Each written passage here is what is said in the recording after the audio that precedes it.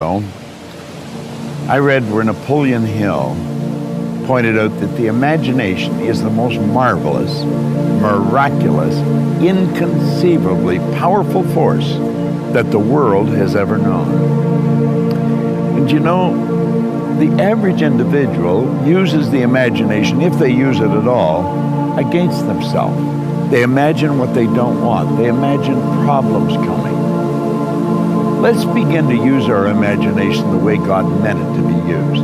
It's the greatest creative faculty that we possess, and we can build anything we want with it. I want you to wander around your home or possibly your office and take a look at all of the conveniences that you have there that you didn't have, let's say, 2 years, 5 years, 10 years ago, 25 years ago. Do you know that every one of them, without exception, was first created in the mind of one individual with their imagination? Do you know you can use your imagination to go into the future and bring it into the present? That's what all highly successful people do. They see where they want to go, and then they act like the person they want to become. It was William James from Harvard's advice. He says it's the actor's technique. Act like the person you want to become. How do you do that? Well, you use your imagination, of course.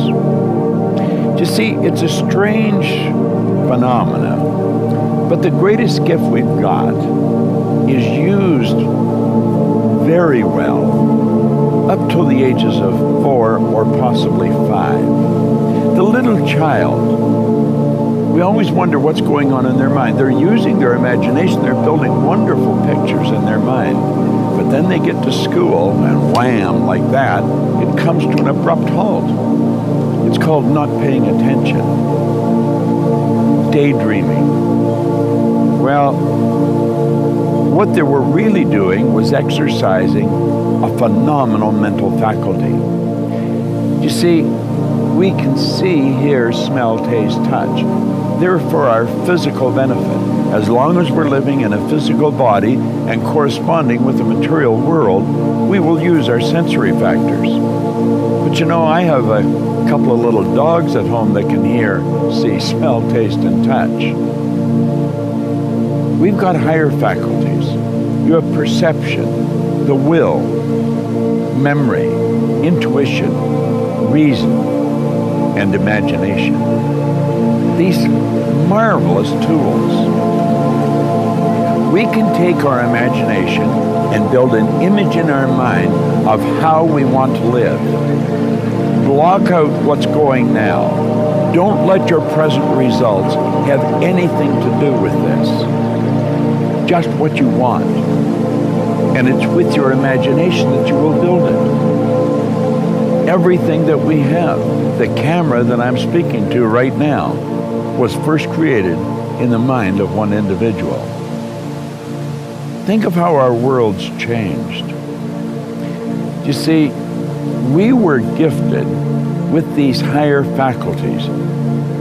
We're God's highest form of creation. We were created in God's image. We were given creative faculties to use. And you know, they're only used by 2 or 3% of the population. It's almost inconceivable that people would wander around with so much power and potential and squander it. See, the average person literally tiptoes through life, hoping they make it safely to death. It's such a shame, and it doesn't have to be that way. I think we have giant corporations and little wee creative departments. The primary reason for that is the average individual really does not believe that they're creative. Now think. Everyone's creative, and no one is more creative than another.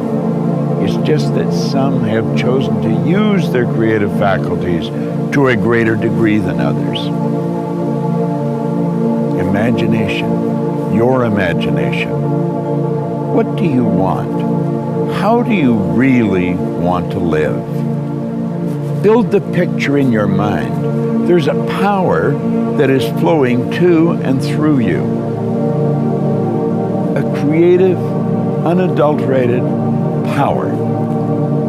It can be photographed leaving your body. Way back in the 30s, Semyon Kurlin, the Russian photographer, perfected a form of photography where you can actually photograph a person's body and you will see the energy glowing from them.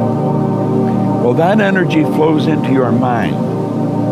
And it's the images you build in your mind that's going to dictate the vibration that this instrument you're living in is in.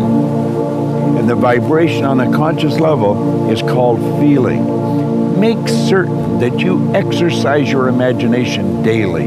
Build beautiful images in your mind of how you want to live, and then hold those pictures there and live that way. The imagination, the greatest nation in the world, the imagination. You've got one. It's a marvelous creative tool. It deals with the invisible side of your personality.